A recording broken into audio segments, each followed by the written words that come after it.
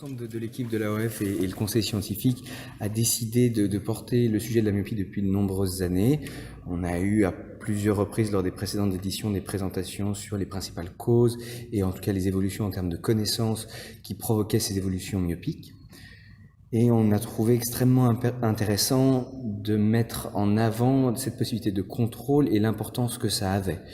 Non pas uniquement d'un point de vue correctif et optique, qui peut être relativement facilement corrigé dans bien des cas, mais surtout mettre en avant les complications pathologiques qui pouvaient être liées à celles-ci, et du coup l'importance que revêtait le contrôle de la myopie dans tous ses aspects.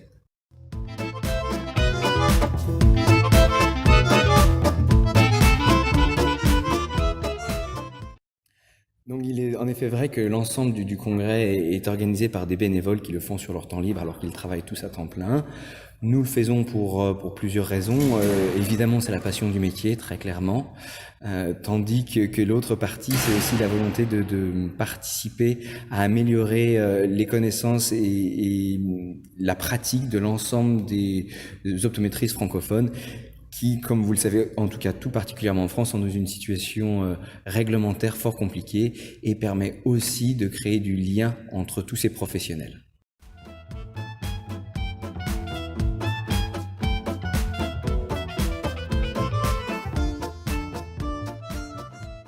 Donc cette année, nous avons donc changé de lieu. Donc nous sommes au Beffroi de Montrouge, dans un espace qui est plus grand, parce que nous avons constaté donc une augmentation de la fréquentation au fur et à mesure des récentes éditions. Cette année, nous sommes arrivés à plus de 700 participants, ce qui ne nous était jamais arrivé jusque-là, et nous en sommes extrêmement satisfaits.